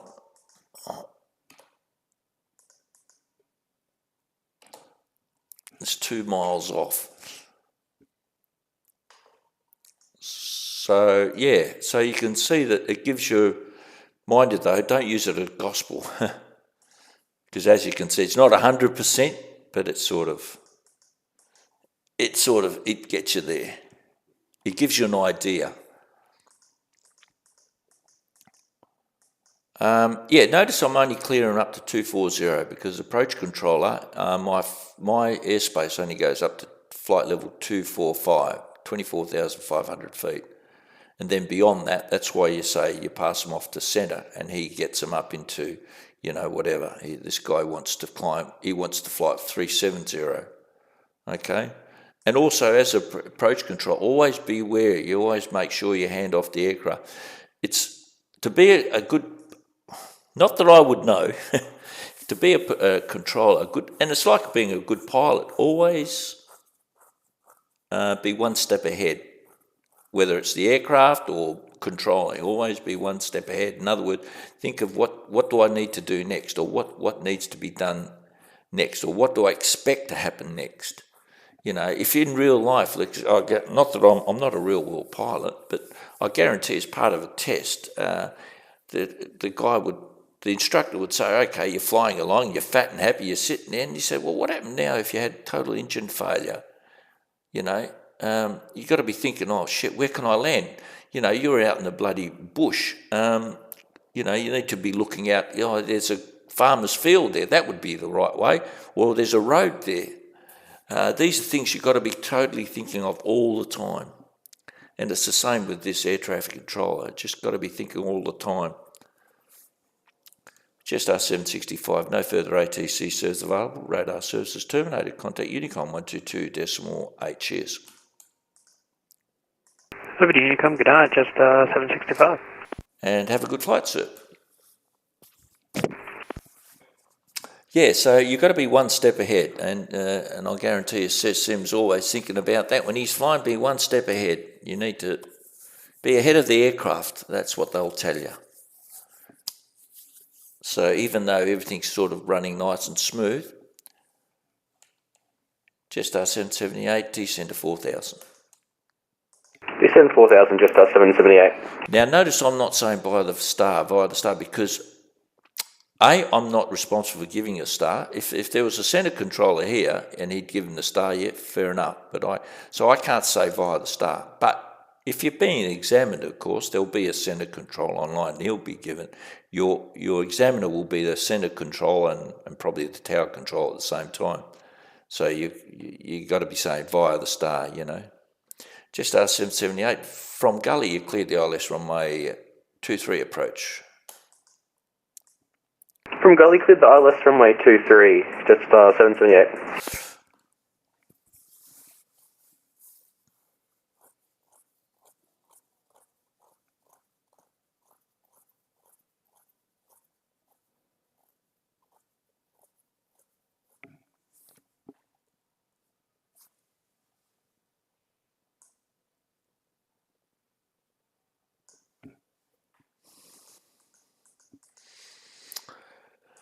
Okay, so any questions from the audience?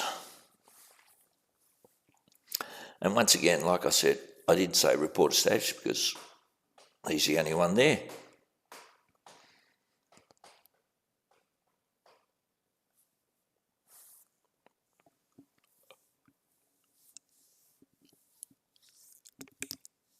I'm not sure if you're still online, Sim. Are you retired or not? Have you won Lotto, actually? When is it? Tomorrow? 80 million. I've got it in the bag, guys. Put it this way, if I do win, I'm going to buy myself a flight simulator, maybe a full 737 simulator, $100,000. You're all invited. There you go. There's my open invitation to all you guys.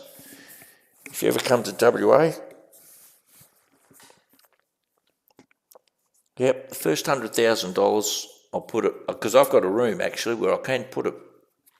So I'm just going to splurge out.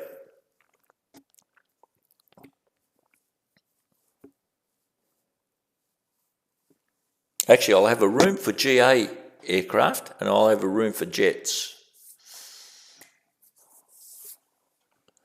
Just R778, contact Tower 120.5, g'day.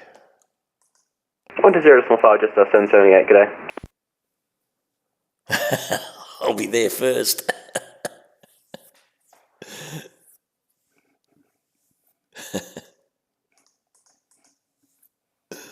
Actually, there's a guy up your way, Cess. He's got the 737. He's got the full kit. I'm trying to think of his Gwen Parrott, I think his name is, and yeah, he's more than happy to let people go in.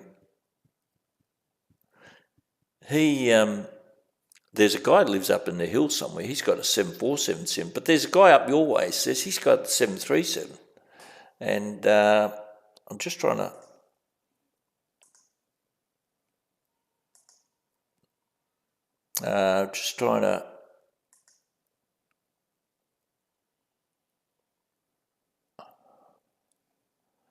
Where's Gwen? Gwen. I don't know if I should be showing you all this. Am I right? Am I okay to show you all this or not? I'm not very. I'm just trying to find his simulator. That's me. Hey. Anyhow, I'm trying to find this guy that. Friends.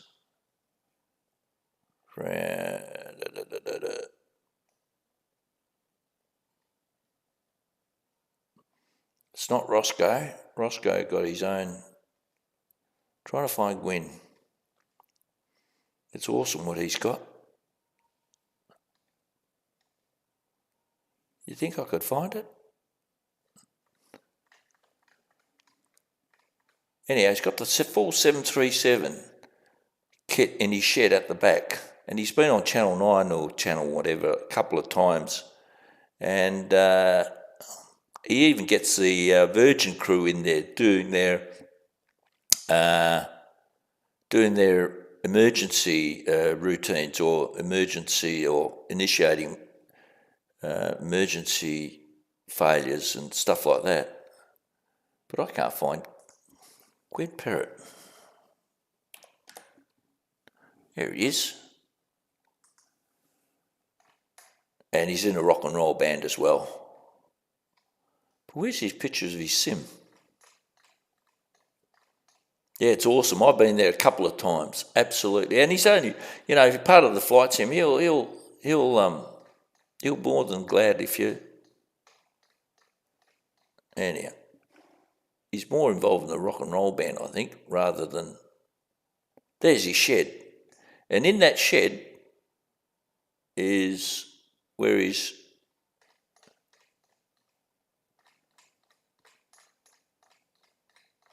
There it is. That's his simulator. Full 737 kit. Melbourne Centre's online. Oh, okay, so you did see it up in Malaga. I don't know about that one, but that's Gwen's kit. Absolutely awesome. Yeah, it's just awesome.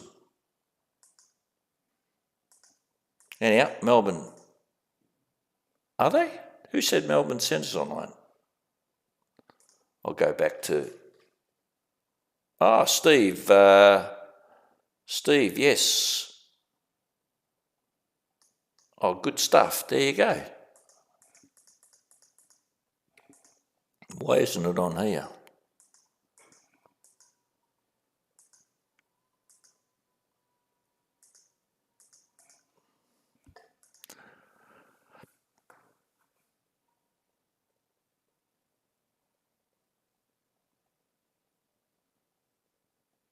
Yeah, there's a.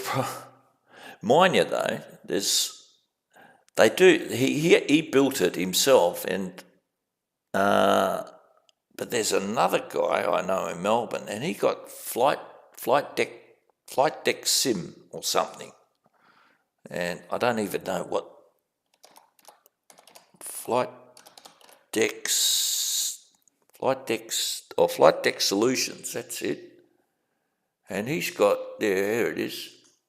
He's got this kit in his garage, or not in his garage, in his room.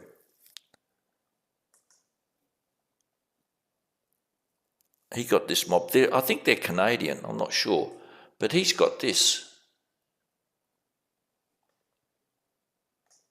It's awesome stuff. Now, I'd hate to think what the price is. Look, they even give you the authentic. Now, I know it all looks very nice, but I don't know. I've flown the jets. I flew the MD-11. Look, they even give you the cat rating on it. But, yeah, I don't know. It's just. And they do a whole lot of things. So like I said, if I won Lotto, this is it. Look at this. Look at the wraparound screen there. Look at that. And he's got this in his home in Melbourne. Mind you, he's a concrete cutter. He makes shitloads of money. But look at this. Look at all the simulators. You get the 777, the Max 74. Oh, God, they've even got the F-18 here. The Airbus.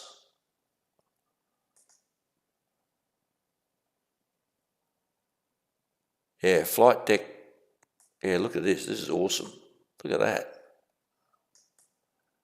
Isn't that awesome?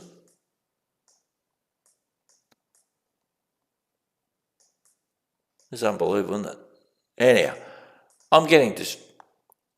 Oh, he's not coming up. Let's finish up. Yeah, Microsoft, I hate it. I'll be closing tower after the next departure. I need to go cook tea. So, cook tea? Hasn't he got a wife?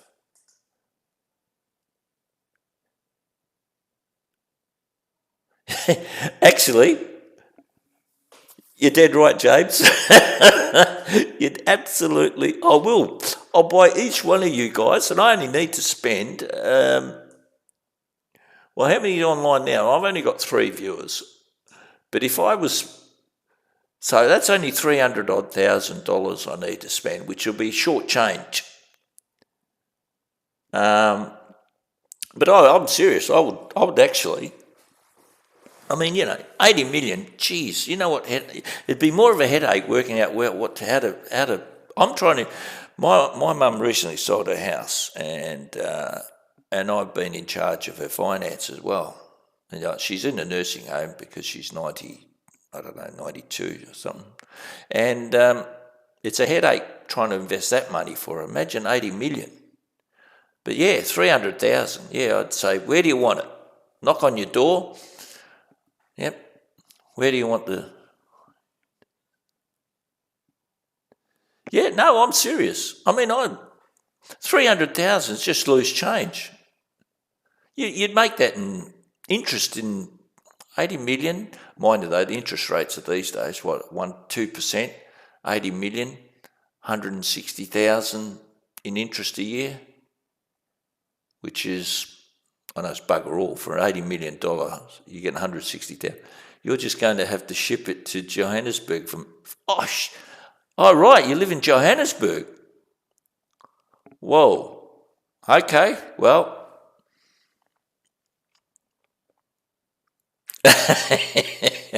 Definitely some consultation with the minister if you want to buy that one.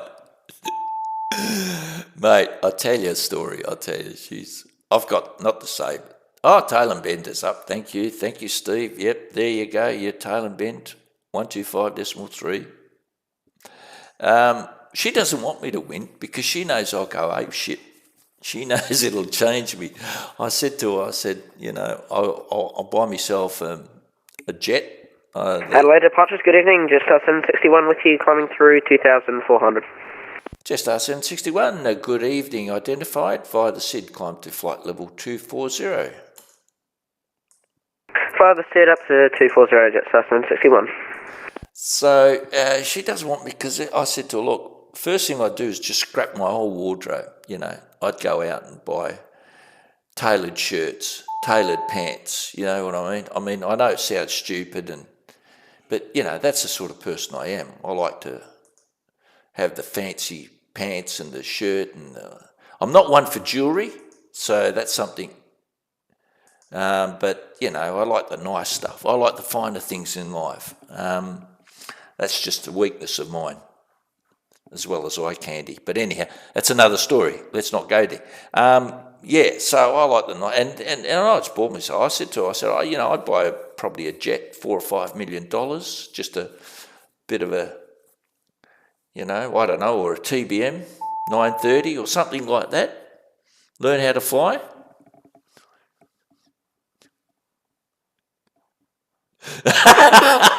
I love it. I have delivery for Cecil. Where would you like a wife? In the garage where my husband now resides. Oh, I tell you. But, you know, and she doesn't want me to, you know, she won't buy the lotto ticket. I've actually got to go and buy it myself. She won't buy it. So, yeah, I said to her, I said, you know, you would see a world you wouldn't believe existed. Because like I say, I know all the places, the nice, you know, the top end of fine dining. I know, not that I do it often, but I know of it.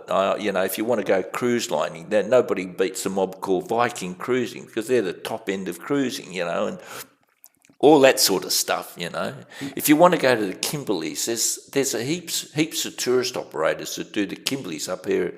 But, you know, the best one is a mob called True North. But, you know, you could pay $10,000 for one over 10 days. There's this mob does a Kimberley cruise for $10,000. True North, which is really the top end, I think they do it for $23,000 or something stupid like that. You know what I mean? So I know how to, and you know, the fine wines. I'd be ordering French wines, and I'd be drinking bottles of $400-500 red wines from Penfolds. You know, mind you, though, that's pretty cheap for Penfolds. Some of their stuff. I went into Harvey Norman. I went into Dan Murphy's the other day, and you know, behind the locked.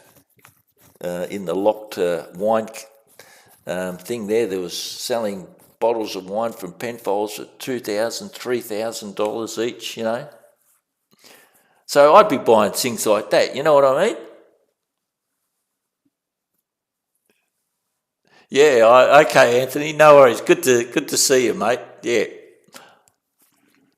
Hopefully we'll get on more of these. Hopefully tonight hasn't been really that full of information, but anyhow, we've had a good laugh over things anyhow. That's the main thing.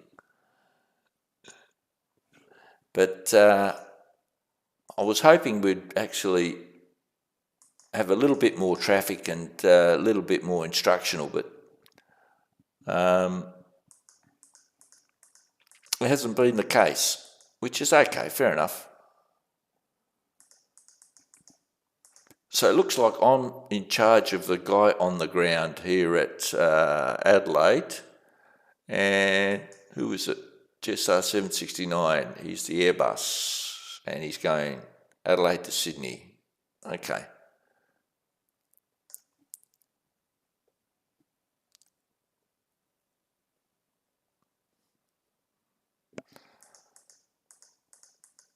And don't forget, if you're always make sure you hand off either about 10 nautical miles before your boundary, or you know, before he gets to flight level 240, because you don't want this guy levelling off.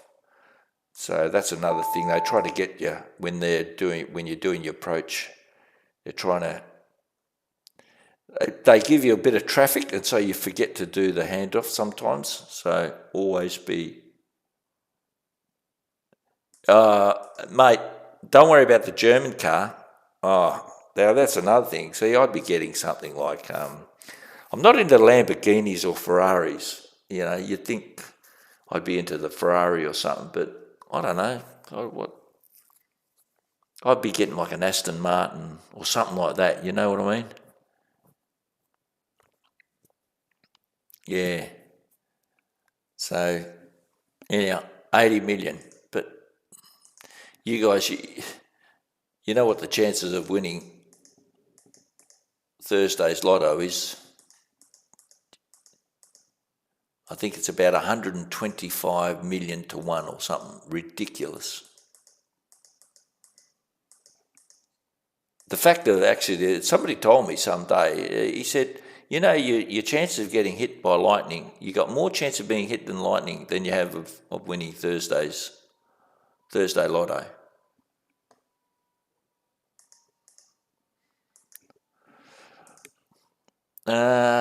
Tail and Ben, what is it? 125.3. Yep. Okay. And let's see. Eldon Weir. So he's covering Eldon Weir on 123.75 and Tail and Ben on 125.3. Okay. So that's another thing, got to know your frequencies. Yeah, I know, it is nice to dream, mate. Mind you though, imagine if those numbers, I reckon I'd have a heart attack, really.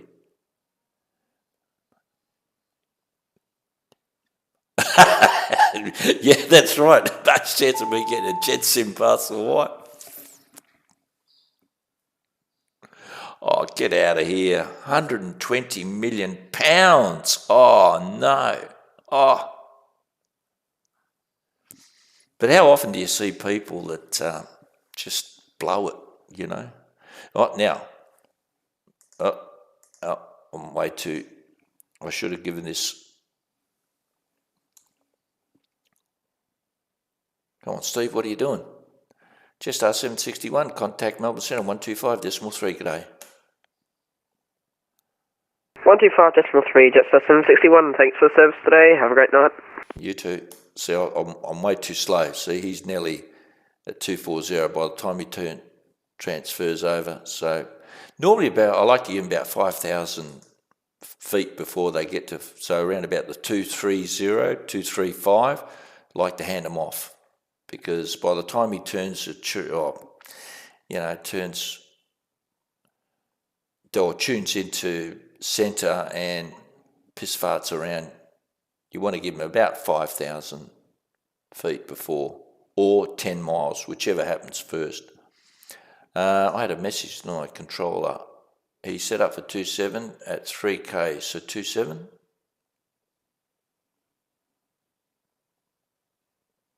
I don't know what that means. He set up for 27 at 3K.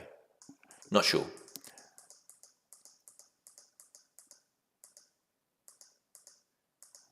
Yeah, wouldn't that be nice? Well, what do we got? Just 769. I think I might call it quits, because all we got is this guy down here at in Adelaide, and that's about all. There's nothing else. Let's have a look at good old... Yeah, I'm not going to wait for this guy coming. How do you say that name? OECZJ. OECZJ.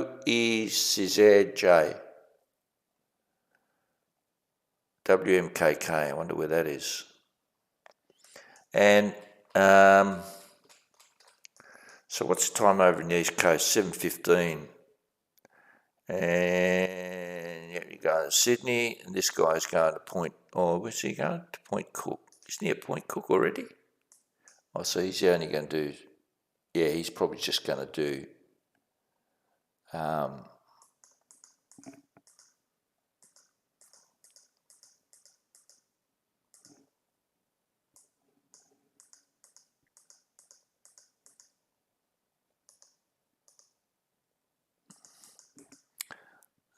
yeah, any other questions?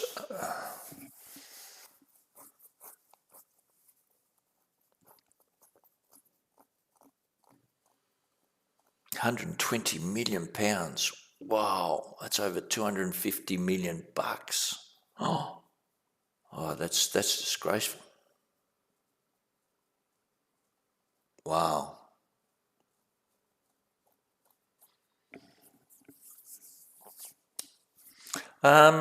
ATIS, yeah, because tower's logged off, I guess I got to do the ATIS, and we'll create, I don't know, what was the last one? Papa.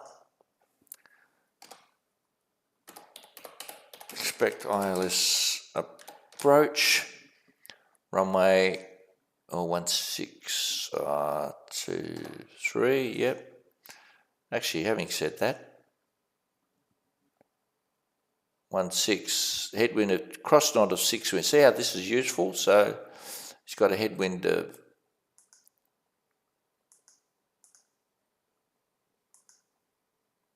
12, yeah, no. 12 is a smaller or the shorter runway. Yeah, we've got a headwind of 2 knots crosswind, so runway 23, we can use runway 23. And it's Cavo K, so Adelaide terminal information. So